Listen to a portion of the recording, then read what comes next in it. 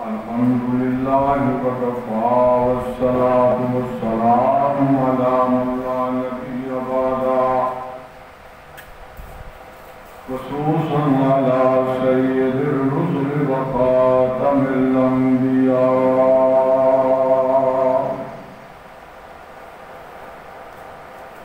اللهم صل على روضة محمد في الرياض وصل على بلد محمد في البلاد وصل على روضة محمد في الرياض وصلى الله تعالى على آله وأصحابه أجمعين. أما بعد فأعوذ بالله من الشيطان الرجيم. بسم الله الرحمن الرحيم. إن الذين يبايعونك إنما يبايعون الله يد الله فوق أيديهم.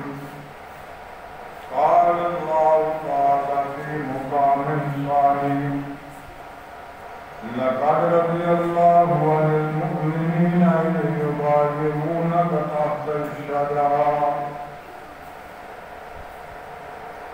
صدق الله مولانا وصدق رسوله النبي الكريم، ونحن على ذلك من الشاهدين والشاكرين، والحمد لله رب العالمين.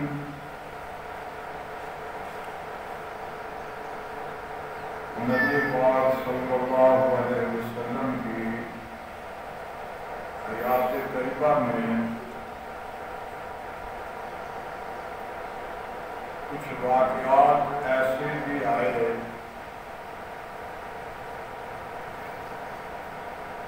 جنہوں میں حضرات صحابہ میں سے بعض کو پلنگو پالا کر ان واقعات میں سے ایک واقعہ یہ ہے کہ اللہ رب کریم فرماتے ہیں کہ اللہ تعالیٰ ان لوگوں سے راضی ہو گیا جو درخت کے نیچے بیعت کر رہے تھے، اور اس بات کا بھی ذکر فرمایا کہ وہ جو بیعت کر رہے تھے ان کے ہاتھوں پر اللہ کا ہاتھ تھا۔ رسول اللہ صلی اللہ علیہ وسلم نے خواب دیکھا، اور اس خواب کے نتیجہ میں تقریباً 1500 کے قریب صحابہ اکرام تیار ہو گئے۔ آپ مدینہ منورہ سے عمرہ کے ارادہ سے نکلے اور حدیبیہ کے مقام پر جب پہنچے تو رسول اللہ صلی اللہ علیہ وسلم کی اونٹنی بیٹھ گئی۔ وہ اٹھانے کے باوجود نہ اٹھی تو رسول اللہ صلی اللہ علیہ وسلم نے کہیں پڑاؤ کیا۔ حالات سے معلوم ہوا کہ مکہ والے عمرہ کرنے کی اجازت نہیں دیں گے۔ رسول اللہ صلی اللہ علیہ وسلم نے تمام صحابہ اکرام میں سے سیدنا عثمان غنی رضی اللہ تعالیٰ عنہ کا انتخاب فرمایا اور انہیں اپنا سفیر بنا کر مکہ مکرمہ بھیجا۔ جب سیدنا عثمان غنی رضی اللہ تعالیٰ عنہ مکہ مکرمہ پہنچے اور جا کر اپنے آنے کا مقصد بیان کیا تو ابو سفیان نے کہا کہ ہم اسی صورت محمد بن عبداللہ صلی اللہ علیہ وسلم کو عمرہ کی اجازت نہیں دیں گے. آپ چونکہ آگے ہیں، آپ عمرہ کریں، حجر اسود کے بوسے دیں، آپ بیت اللہ کا طواف کریں، صفا مروہ کے درمیان سعی کریں، آپ کو اجازت ہے. تو سیدنا عثمان غنی رضی اللہ تعالیٰ عنہ نے جواب دیا کہ یہ کام اگرچہ عبادت ہے لیکن میں اپنے نبی کی رفاقت کے بغیر یہ کام نہیں کر سکتا. مکہ والوں نے آپ کو نظر بند کر دیا. رسول اللہ صلی اللہ علیہ وسلم تک یہ خبر پہنچی کہ مکہ والوں نے عثمان کو شہید کر دیا. رسول اللہ صلی اللہ علیہ وسلم نے بیعت لی صحابہ سے کہ عثمان کے خون کا بدلہ لیں گے، اور اس میں 1400 صحابہ نے بیعت کی کہ کچھ بھی ہو جائے، کٹ جائیں، مر جائیں، لیکن عثمان کے خون کا بدلہ لیے بغیر ہم واپس نہیں جائیں گے. یہ سیدنا عثمان غنی رضی اللہ تعالیٰ عنہ کے لیے بہت بڑا اعزاز ہے. آپ کی شان کے لیے اتنا ہی کافی ہے کہ پیغمبر علیہ السلام نے آپ کے خون کا بدلہ لینے کے لیے 1450 1500 صحابہ سے بیعت لی، اور جن لوگوں نے بیعت کی قرآن پاک ان کو کہتے ہیں لَقَدْ رَضِيَ اللَّهُ عَنِ الْمُؤْمِنِينَ اِذْ يُبَايِعُونَكَ تَحْتَ الشَّجَرَةِ، کہ اللہ ان لوگوں سے راضی ہو گیا جو درخت کے نیچے بیعت کر رہے تھے. تو یہ سیدنا عثمان غنی رضی اللہ تعالیٰ عنہ کی شان کے لیے اتنا ہی کافی ہے کہ اللہ کے رسول نے آپ کے خون کا بدلہ لینے کے لیے صحابہ اکرام سے بیعت لی. ساری دنیا جانتی ہے کہ رسول اللہ صلی اللہ علیہ وسلم رحم دل تھے. آپ کے اندر رحمت کا مادہ زیادہ تھا. اللہ نے آپ کو وَمَا أَرْسَلْنَاكَ إِلَّا رَحْمَةً لِلْعَالَمِينَ بنا کر بھیجا ہے. آپ کے اندر رحمت کا مادہ کس قدر ہے اس کا اندازہ آپ کے طائف کے سفر سے لگائیے کہ رسول اللہ صلی اللہ علیہ وسلم جب طائف گئے، طائف والوں نے بچوں کو آپ کے پیچھے لگا دیا، آپ کو پتھر مارے، آپ بے ہوش ہو گئے،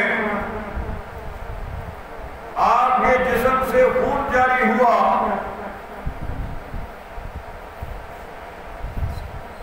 آپ کے جوتے آپ کے پاؤں کے ساتھ چمٹ گئے، یہ مشکل سے الگ ہوئے، سارا جسم زخمی تھا.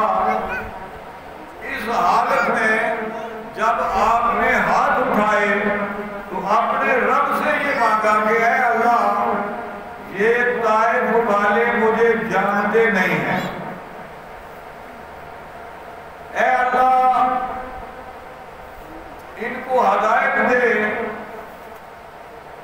ان کو سمجھ دے، یہ نہیں مانتے، ان کی نسلوں میں ایسے آئیں گے جو مان لیں گے. یعنی آپ نے ان لوگوں کے لیے جنہوں نے آپ پر پتھر برسائے، آپ کے جسم کو لہو لہان کیا، بد دعا نہیں کی. رسول اللہ صلی اللہ علیہ وسلم مدینہ منورہ کا ایک مشہور منافق تھا جس نے ہر موقع پر رسول اللہ صلی اللہ علیہ وسلم کو نقصان پہنچانے کی سازش کی۔ عبداللہ بن ابی یہ جب مر گیا، اس کا بیٹا مسلمان تھا، تو اس نے مرنے سے پہلے وصیت کی کہ حضور علیہ السلام سے کہا جائے کہ کفن کے لیے مجھے اپنا کرتا عنایت فرمائیں اور میرا جنازہ بھی خود پڑھائیں۔ جب وہ عبداللہ بن ابی مر گیا، اس کا بیٹا مسلمان تھا، وہ رسول اللہ صلی اللہ علیہ وسلم کے پاس آیا۔ اس نے کہا یا رسول اللہ، میرا باپ مر گیا۔ رسول اللہ صلی اللہ علیہ وسلم نے فرمایا کہ اس نے مرنے سے پہلے کیا کہا تھا، کوئی وصیت کی؟ تو اس نے عرض کیا ہاں، اس نے دو باتیں کہی تھی، ایک یہ کہ مجھے کفن رسول اللہ صلی اللہ علیہ وسلم کے کرتا سے دیا جائے، آپ سے درخواست کی جائے کہ آپ اپنی قمیض مبارک جو ہے یہ عنایت فرمائیں، اور وہ قمیض جو ہے مجھے کفن کے طور پر پہنائی جائے۔ اور دوسری بات اس نے یہ کہی ہے کہ آپ سے کہا جائے کہ آپ میری جنازہ کی نماز پڑھا دیں۔ رسول اللہ صلی اللہ علیہ وسلم نے فرمایا یہ قمیض لے جاؤ، کرتا لے جاؤ اور تیاری کرو، میں اس کی نماز جنازہ پڑھاؤں گا۔ اب رسول اللہ صلی اللہ علیہ وسلم عبداللہ بن ابی کی نماز جنازہ پڑھانے کے لیے مسلک آگے کھڑے ہو گئے۔ سیدنا فاروق اعظم رضی اللہ تعالیٰ عنہ آپ کی قمیض کھینچ کر عرض کرتے ہیں یا رسول اللہ صلی اللہ علیہ وسلم، آپ کس بدبخت کی نماز جنازہ پڑھا رہے ہیں؟ یہ تو اتنا بدبخت تھا کہ اس نے ہر موقع پر اسلام کے خلاف، آپ کے خلاف سازشیں کی ہیں۔ یہ تو اتنا بدبخت تھا کہ اس نے ام المومنین حضرت عائشہ صدیقہ رضی اللہ تعالیٰ عنہا پر کیچڑ اچھالا۔ یہ تو بڑا بدبخت ہے، آپ اس کی نماز جنازہ نہ پڑھائیں۔ تو رسول اللہ صلی اللہ علیہ وسلم نے فرمایا عمر، میرے رب نے مجھے جنازہ پڑھانے سے روکا نہیں ہے، منع نہیں کیا۔ حضور علیہ السلام نے اس کا جنازہ پڑھا دیا۔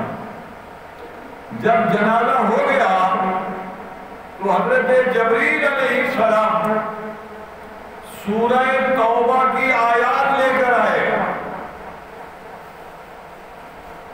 اللہ رب کریم نے فرمایا ہے میرے نبی، ایک مرتبہ نہیں، اگر تم ایسے بے ایمان کے لیے 70 دفعہ استغفار کرو، اللہ پھر بھی اسے معاف نہیں کرے گا، میں اسے معاف نہیں کروں گا۔ اور آئندہ کے لیے کسی منافق کے نماز پڑھانے کی اجازت نہیں۔ آپ غور فرمائیں اس بات پر کہ جو رسول اللہ صلی اللہ علیہ وسلم کا دشمن ہے، جو عائشہ صدیقہ پہ بھونکتا ہے، جو مسلمانوں پہ الزام تراشی کرتا ہے، اس کی نماز جنازہ سیدنا عمر فاروق جیسا انسان آپ کو روکتا ہے، پھر بھی آپ نہیں رکتے، پڑھا دیتے ہیں۔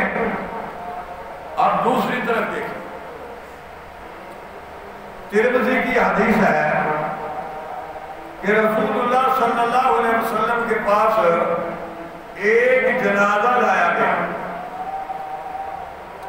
رسول اللہ صلی اللہ علیہ وسلم نے فرمایا میں اس کی نماز جنازہ نہیں پڑھاؤں گا, لے جاؤ اسے.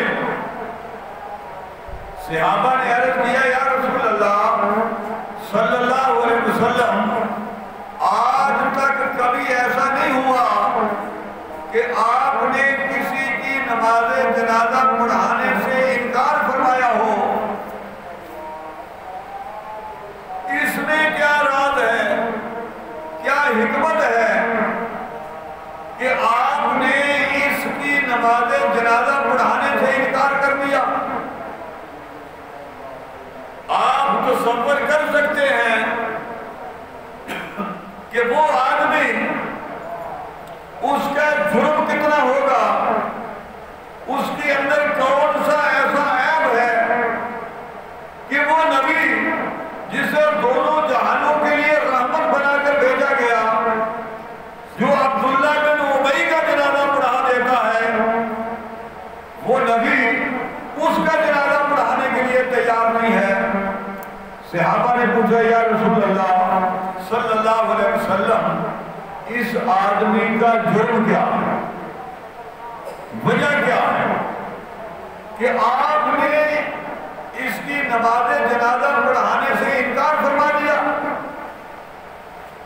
پہلے تو کبھی ایسا نہیں ہوا, کبھی کسی کے نماز جنازہ سے آپ نے روکا نہیں اور کسی کی نماز جنازہ پڑھانے سے آپ نے انکار نہیں فرمایا. تو ترمذی کی حدیث ہے رسول اللہ صلی اللہ علیہ وسلم نے فرمایا یہ جو مرنے والا ہے اس کے دل میں عثمان کا بغض تھا, یہ اپنے دل میں عثمان غنی کا بغض رکھتا تھا, اور جو عثمان غنی کا دل میں بغض رکھے اس کی نہ نماز نہیں پڑھاتا. عثمان غنی کا بغض رکھنا پیغمبر کی نظر میں اتنا بڑا جرم ہے, آپ نے فرمایا میں اس کی نماز جنازہ نہیں پڑھا. رسول اللہ صلی اللہ علیہ وسلم نے فرمایا کہ ہر نبی کا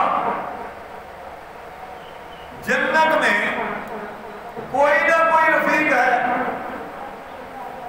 لِكُلِّ نَبِيٍّ رَفِيقٌ, ہر نبی کا کوئی نہ کوئی رفیق ہے. وَرَفِيقِي فِي الْجَنَّةِ عُثْمَانُ, اور فرمایا میرا جنت میں رفیق عثمان ہے. نبی پاک صلی اللہ علیہ وسلم آج اگر کوئی بزرگ آدمی کسی کے بارے میں یہ کہہ دے کہ یہ بندہ بہت نیک ہے, تو سارے لوگ اس پر رشک کرتے ہیں کہ اس کو فلاں بزرگوں نے نیک کہہ دیا ہے, بندہ بہت نیک ہے, بڑی قسمت والا ہے, فلاں حضرت نے ایسا فرما دیا. اور اگر کسی کو اللہ کا رسول نیک کہہ دے, کسی کو اللہ کا رسول جنتی کہہ دے, تو اس آدمی کے مقدر کا کیا کہنا؟ نبی پاک صلی اللہ علیہ وسلم کے زمانہ میں دو سلطنتیں تھیں بڑی بڑی, ایک روم اور ایک ایران. روم کے خلاف رسول اللہ صلی اللہ علیہ وسلم نے تیاری شروع کی, جسے غزوہ تبوک کہتے ہیں.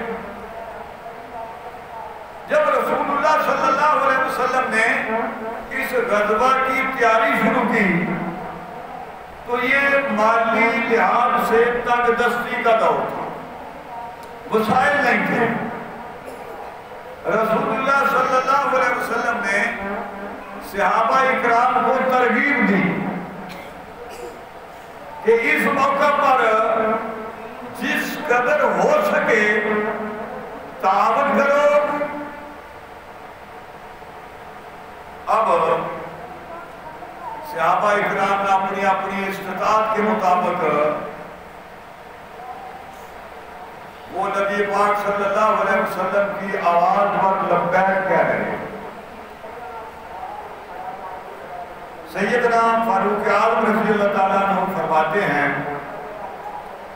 کہ میرے ذہن میں ایک خلش تھی کہ جب بھی کوئی واقعہ آتا ہے، جب بھی کوئی بات ہوتی ہے تو ابو بکر صدیق مجھ سے بڑھ جاتے ہیں۔ ان لوگوں کا معیار یہ تھا کہ وہ نیکی سے بڑھنا چاہتے تھے، نیکی میں دوسرے سے بڑھنا چاہتے تھے۔ تو وہ فرماتے ہیں کہ جب بھی کبھی موقع آتا ہے ابو بکر بازی لے جاتے ہیں۔ اس وقت اللہ کا مجھ پر فضل ہے، آج میں ایسا کام کروں گا کہ ابو بکر سے نمبر لے جاؤں گا۔ وہ گھر جاتے ہیں، گھر کے سارے مال کو جمع کرتے ہیں، آدھا مال گھر والوں کی ضرورت کے لیے چھوڑ دیتے ہیں، آدھا مال رسول اللہ صلی اللہ علیہ وسلم کی خدمت میں حاضر کرتے ہیں۔ حضور کو پوچھتے ہیں کہ عمر گھر والوں کے لیے کیا چھوڑ کے آئے؟ تو سیدنا عمر فاروق رضی اللہ تعالیٰ عنہ نے عرض کیا، یا رسول اللہ صلی اللہ علیہ وسلم، میں نے اپنے مال کو 2 حصوں میں تقسیم کیا، آدھا آپ کے قدموں میں لا کر رکھ دیا اور آدھا جو ہے وہ گھر والوں کے لیے چھوڑ کے آیا ہوں۔ اب اس کے بعد سیدنا ابو بکر صدیق آئے، انہوں نے جو کچھ تھا وہ نبی پاک صلی اللہ علیہ وسلم کی خدمت میں حاضر کیا۔ حضور علیہ السلام نے پوچھا، عمر ابو بکر اور کچھ چھوڑ کے بھی آئے؟ تو حضرت ابو بکر صدیق نے عرض کیا، یا رسول اللہ، اللہ اور اللہ کے رسول کی محبت چھوڑ کے آیا ہوں، گھر میں جو کچھ تھا وہ سارا کا سارا آپ کے قدموں میں ڈھیر کر دیا۔ اس موقع پر سیدنا عثمان غنی 900 اونٹ دیے اور 75 کے قریب گھوڑے دیے اور درہم و دینار کی اشرف تھیلیاں پیش کی۔ رسول اللہ صلی اللہ علیہ وسلم ان پیسوں کو، تھیلیوں کو الٹتے پلٹتے تھے اور فرماتے تھے، عثمان، اے عثمان، آج کے بعد اگر تجھ سے کوئی گناہ ہو جائے، تجھ سے کوئی غلطی سرزد ہو جائے، یہ عمل اتنا بڑا ہے کہ تیری ہر خطا کو کھا جائے گا۔ وہ عثمان رسول اللہ صلی اللہ علیہ وسلم مدینہ منورہ آئے۔ جب مدینہ منورہ آئے تو مدینہ منورہ میں ایک کنواں تھا، اس کو کہتے ہیں بئر روما، یہ یہودی کی ملکیت، یہودی قیمتاً پانی دیتا تھا۔ اس نے یہ بعض کو دیتا تھا، بعض کو نہیں دیتا تھا۔ اب رسول اللہ صلی اللہ علیہ وسلم نے فرمایا کہ بھئی ہے کوئی ایسا آدمی جو اس کنویں کو خرید کر وقف کر دے؟ میں محمد صلی اللہ علیہ وسلم اس کے لیے حوض کوثر کا وعدہ کرتا ہوں۔ سیدنا عثمان غنی رضی اللہ تعالیٰ عنہ گئے اور یہودی کی من پسند قیمت پر